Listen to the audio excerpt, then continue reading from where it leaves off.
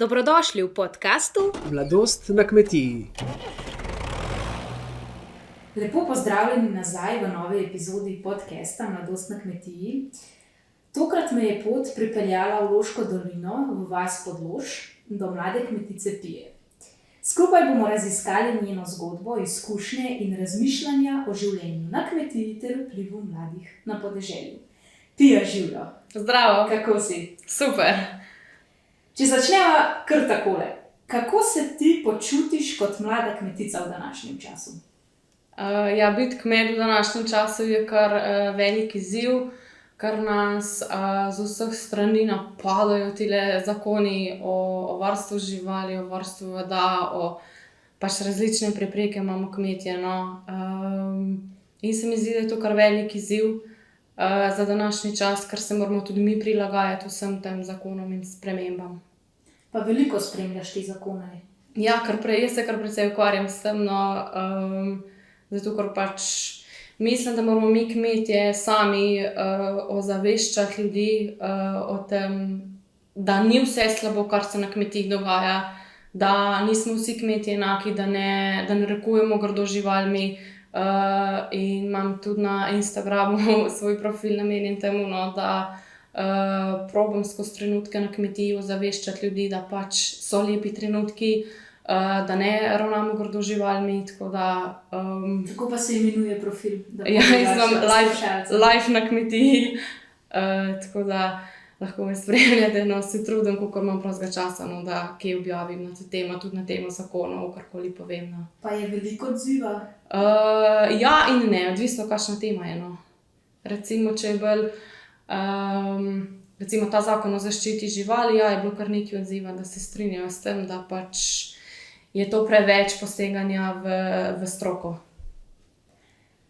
Kaj pa vidiš kot največji izziv za mlade, ki se ukvarjajo s kmetovanjem? Kaj bi izpostavila?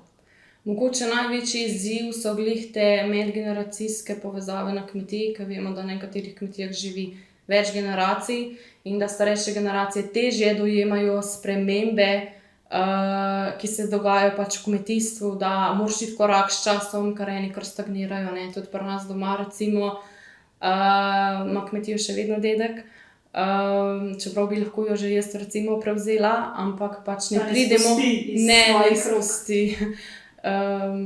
Težko se pač s temi inovacijami soočajo starejši, tako da to je po mojem največji izziv na družinskih kmetijah. Zdaj, ki smo ravno pri teh družinskih zadevah, ti imaš fanta, ki pa ima doma tudi kmetijo. Ja, res je. Jaz imam fanta iz Mokronoga. Imajo tudi tam kmetijo, večjo kmetijo, sicer kot tle, mi imamo samo 12 glav, tam jih imajo 130, se ukvarjajo s pitenjem telic. In ja, za naju kar predstavlja izziv, da se odločijo pač na kateri kmetici bomo pač ustvarjali življenje. Nekako on je tam že ni mladi prevzemnik, nič se ne pogovarja tudi tam o tem, pa recimo bi se lahko, ker je velika kmetija, ima priložnosti, ogromno bi lahko ustvaril, ampak je pač samo zdaj kmečko zavarovan doma, tako da mislim, ima vse vajeti on v rokah, ampak kmetija še vedno ni njegova. Prav tako pač pri meni tudi ni nič mojega tle in ja, je kar preizkušnja za oba za naju in tudi za obe družini, pač kdo v komu bo šel živeti. Ja, to je kar težko. A pa ste že vsaj malo odločena ali še čisto nič? Ne, še čisto nič. V bistvu se pogovarjava, mogoče se malo nagibava, da bi tam prevzela, ampak se pravim, ni še nič dorečeno, ne tle, ne tam, tako da bova videla, kaj prinese. Tako, ja. Nobena stvar se ne sme čez noč narediti, to je treba premisliti, kar čez noč nobena stvar ne uspe. Zdaj, ti si diplomirala pred kratkim, če se ne motim? Ja, letos poleti, ja. Na Biotehniški fakulteti na oddelku za zootehniko. Ja. Kaj te je pritegnilo v študij v tej smeri? Ali pa, oziroma kdaj si ugotovila, da te to zanima, da bi šla to študirati? Jaz sem v bistvu to ugotovila že v osnovni šoli, ko sem se odločala, kam se pisati v srednjo šolo. Naši doma so pričakovali, da bom šla na gimnazijo, tako kot obe pač sestri. Ampak jaz sem se odločila, da ne, da jaz grem pač na srednjo kmetijsko šolo Grm in to je bil res šok za nas doma, ker sem bila pač med tednom v internatu, nisem dosti pomagala doma. Ampak sem pač uspela, se je tudi tako hitro minilo, da sem bila takoj konec srednje šole. In potem sem pač vedela, da bom nadaljevala študij v tej smeri, ker me pač kmetijstvo zanima in zato sem šla pol tudi na študij zootehnike na biotehniško fakulteto. Rekla si, da je bil to šok tudi za starše. Ja. A ste da mogoče pričakovala, da bo šla na kakšno drugo šolo? Ja, pričakovala sta, da bom šla jaz na gimnazijo, tako kot sem rekla, ker so šle že obe starejši sestri in pol jaz sem pač rekla, da ne, ker jaz sem bila, ne vem, tam 6., 7. razred sem je, ko so šle od doma, pač sestre sem je začela na kmetiji bolj delati, tudi s traktorji in pač mi je to ratalo všeč, no, in pa sem se tudi tako odločila. Pa si pridobila veliko izkušenj med študijem. Ja, tudi opravila sem prakso na Kmetijsko-gozdarskem zavodu Ljubljana na izpostavi Cerknica kot terenski kmetijski svetovalec, tako da sem hodila tudi malo po kmetijah tle, sem malo videla, kako pač s kakšnimi težavami se soočajo tukaj kmetje, kakšne so prepreke, kaj mu veselje, tako da sem že malo videla ta stik s kmetino. Zdaj pa, če davaš tudi malo na stran, pa se osredotočila prav na vašo kmetijo, s čim se ukvarjate? Ja, mi se ukvarjamo z rejo živine, sladkovidno rejo. Imamo 12 glav živine, od tega imamo 3 krave, ostalo so pač pitanci. Imamo pa tudi, pridelujemo svojo pšenico za domače potrebe, imamo tudi kokoši, tako da kar imamo pšenico pa tudi s kokošmi. Pa imamo tudi domačo moko pač posledično, kar mami ful veliko peče, nam to res pomaga, no. No, to moram povedati, da tudi pred seboj imamo pladen peciva in piškotov in dobrot. Mami je res, ja. Mogoče včasih je bila še bolj aktivna za peko, zdaj malo ven, ker imamo tudi 6 vnukov že, tako da imamo pri nas vedno pestro, no. Zdaj, rekla si, da imate bolj manjšo kmetijo, starši sta pa tudi v službi. Ja, starša sta zaposlena, tako da to nam v bistvu popoldansko dejavnost predstavlja. Tudi sama hodim zdaj v službo, tako da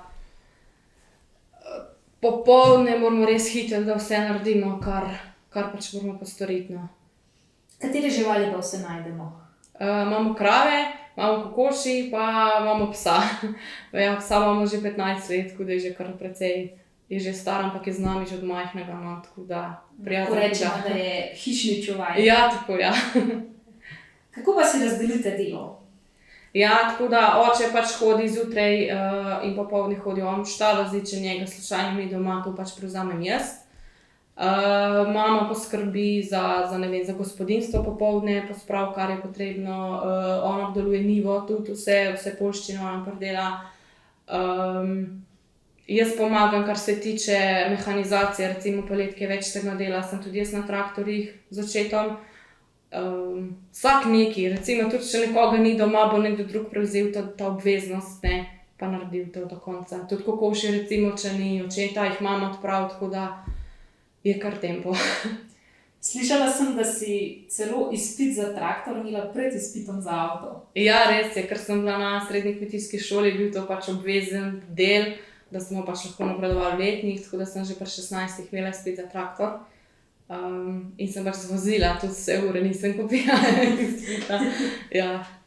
Veliko časa preživiš v traktorju? Ja, v bistvu precej, si pravim, ker so šle starejše dve hčere, sestre, ki so šle v srednje šole, sem pa jaz bila doma še in sem bila jaz na traktorjih in to mi pač prestalo užitek, čeprav včasih pride že sit vsega, ampak res me veseli delo s traktorjem, no.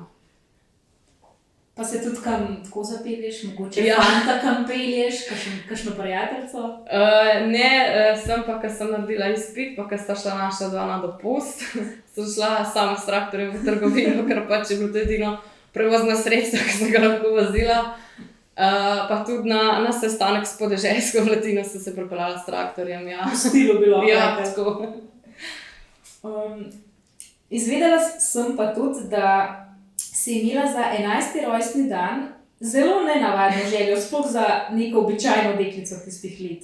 Povej pa zdaj še poslušalcem, kaj si ti takrat zaželela? Ja, res je. Se mogoče se nekomu to ne zdi nenavadno, ampak jaz sem si zaželela, da bi imela piščančke. In zato mi je takrat še stara mama mi je pol kupila koklo z 10 piščančki. Turške pasme so bili, tako da so bili vseh 100 bar tisto. In večino časa sem pa res preživela popoldneve v pač domačem kokošnjaku, tako da tudi če so me domači iskali, so vedeli, kje me najdejo, da sem pri kurah. Kaj pa rada počneš, ko nimaš dela? Lahko grem tle na bližnji hrib, imamo Križno goro, ki je gor Cerkev Svetega križa, tako da to je kar ena ura gor pa dol, tako da je glih za rekreacijo.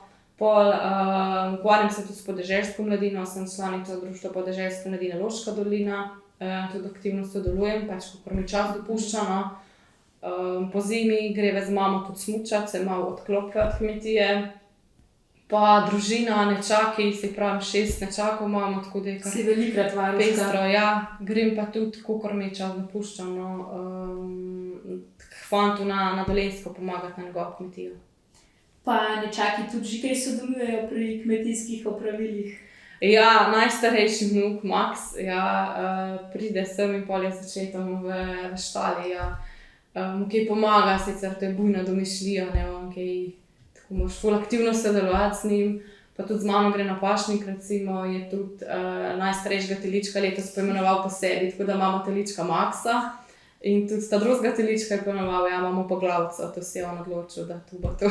Ker, ko sem se pripeljala, sem videla zunaj pred hišo tudi enih takih Majhnih traktorjev, traktorjev, to je ja. da od njih. Ja, tudi od njih, ja, oni so ful veseli teh majhnih traktorjev in pol to skozi sedrička, tle pa do hrišča gor pa dol, s tem, ko pridejo.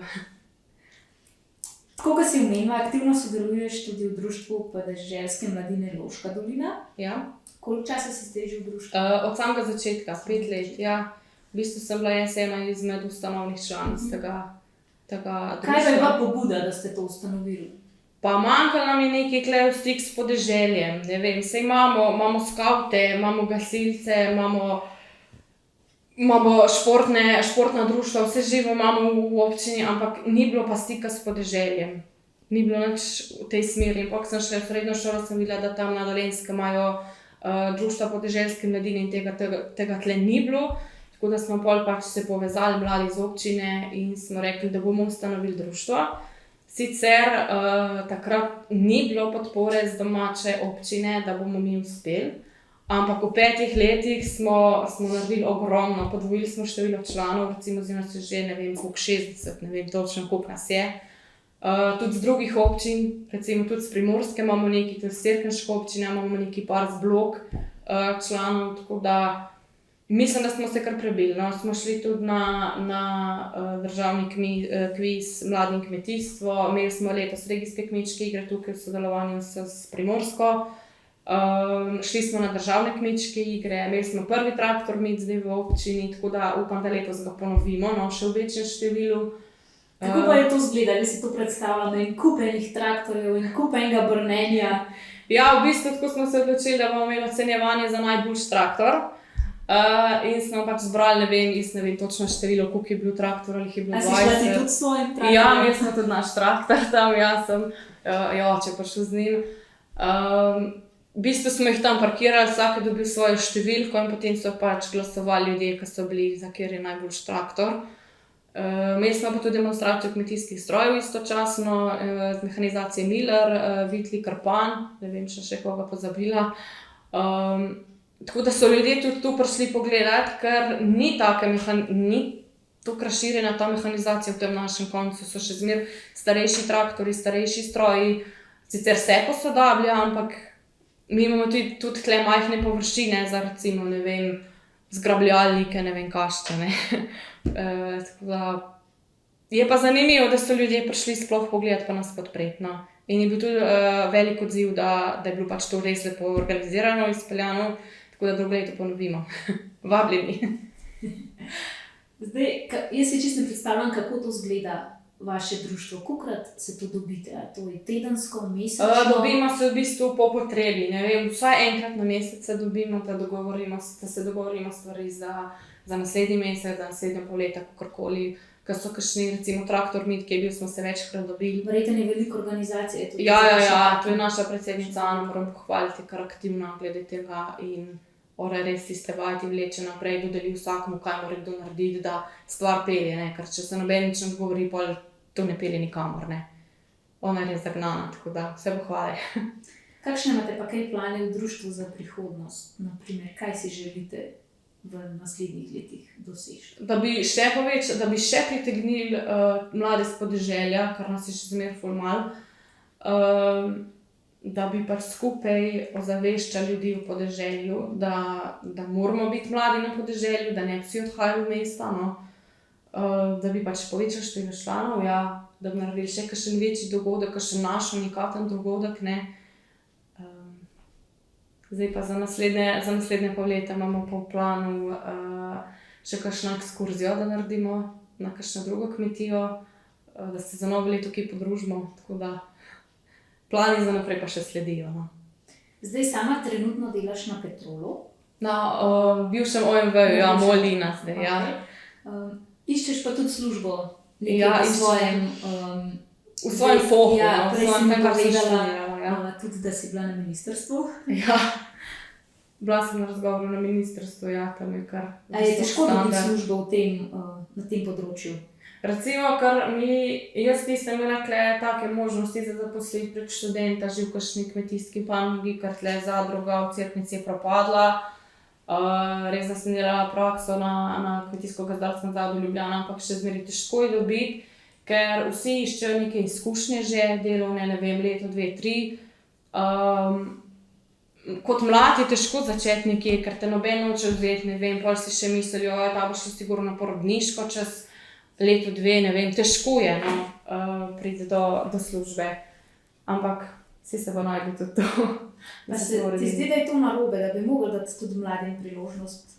Ja, seveda, mislim. Zaradi idej in... Vsi, če gledamo v kmetijskih teh javnih službah, so zdaj že starejši pač ljudje, no, niso več tako mladi, mogoče tudi, ker mladi vidimo drugače trende, kakor starejši, ne vem, mogoče smo bolj zagnani za kakšno stvar. Mogli bi dati na priložnost mladim, da se preizkusijo v tem, no. Res, da je več dela, ker nas je treba odpeljati v neko stvar, ampak treba je dati priložnost, no, tudi tem, da se preizkusimo tudi mladi. Kje pa se ti najbolj vidiš, kaj je tvoj sanjski poklic? Jaz karkoli sem, da sem v stiku s kmeti. Meni je res tisto, da lahko podpiram kmetijstvo, kmeta, da stojim za tem, kar pač kmetje potrebujemo, res tu moramo narediti, no. Kmetje med sabo se premalo podpiramo, recimo, pa smo fovšljivi, pa ne bi rabili biti, ker saj smo vsi v istem dreku, po domače povedano, ne. Pač treba se podpirati, ker vsem nam je isti cilj, no. Kaj pa misliš, da bi se mogli še spremeniti, da bi se začeli med sabo bolj podpirati pa sodelovati? Saj smo že kar velik preboj naredili, recimo tudi, ko smo pri podeželski mladini, se med sabo že bolj poznamo, ker se prej nismo, recimo, pa smo zdaj ratali zelo dobri prijatelji. Tako da mogoče glih ta društva, pa Zveza podeželske mladine doprinese k temu, da se mladi s kmetij bolj poznamo, da se bolj podpiramo, da tudi vemo, ne vem, nekoga z Gorenjske poznamo, z Dolenjske, Štajerske, kakorkoli, tudi zdaj, ki je bil inovativni mladi kmet, da smo pač podpirali pa glasovali za tistega, ki pač mi vidimo, da je res inovativen, ne. Ti si tudi zdaj si pomagala prizadetim v poplavah. Ja, res je. V bistvu sem prevzela organizacijo za zbiranje krme za poplavljena območja, tako da tle v naši občini nisem pričakovala takega odziva. Zbrali smo 4 šleparje, polne, se pravi 34 bal na šlepar. In glih danes še nalagajo še naslednjih 40 bal, ki smo jih zbrali.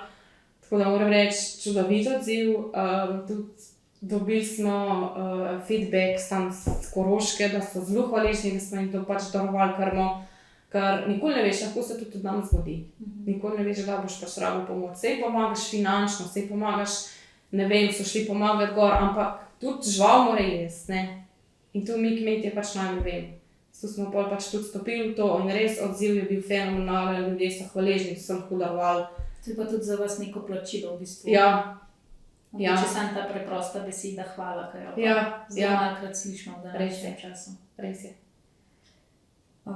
Vsakega to vprašam in tudi tebe bom. Tvoj najljubši spomin pri društvu ali pri zvezi podeželske mladine, kaj bi izpostavila? Teh spominov je veliko, zdaj že 5 let sem. Kaj pa vem? Mogoče letošnje regijske kmečke igre, ki smo jih organizirali. Ker si ljudje nismo mislili, da bo niti toliko ljudi, kolikor jih je prišlo. Imeli smo ful aktivnosti za otroke, podeželska mladina nam je posodila tisto kravo za most. Otroci so bili navdušeni nad tistim, res, tu so polivali tisto vodo skozi. Tudi otroške kmečke igre smo organizirali, palačinke smo pekli, fotokotiček smo imeli, da smo pač poslikali tiste, ki so želeli. Ansambl so organizirali, tako da res je bilo. No, in upam, da tu letos, oziroma naslednje leto, da spremenimo to res eno veselico. No. Da tudi mi prevzamemo pobudo, pa pač to organiziramo. Za konec bi te pa prosila še, da dokončaš 2 stavka. In sicer najprej, kmet je biti lepo, ker?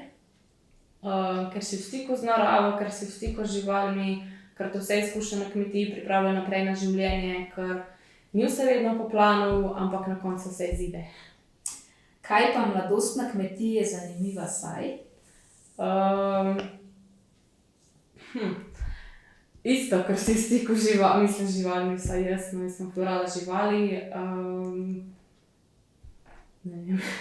Ali pa mogoče tako, kaj misliš, da je prednost življenja mladih? Drugače odraščajo v mestu. Drugače razmišljamo, bolj smo inovativni, lažje se znajdemo v različnih življenjskih situacijah. Mislim, da je to velika prednost, da nas pripravimo prej na življenje. Pija, hvala, da si si vzela čas za naš podcast in z nami delila svojo zgodbo in mišljenje. Vse dobro ti želim tudi v prihodnje. Ja, hvala vam, da ste prišli v našo prelepo Loško dolino in hvala za intervju za podcast. Mi pa se poslušamo spet kmalu.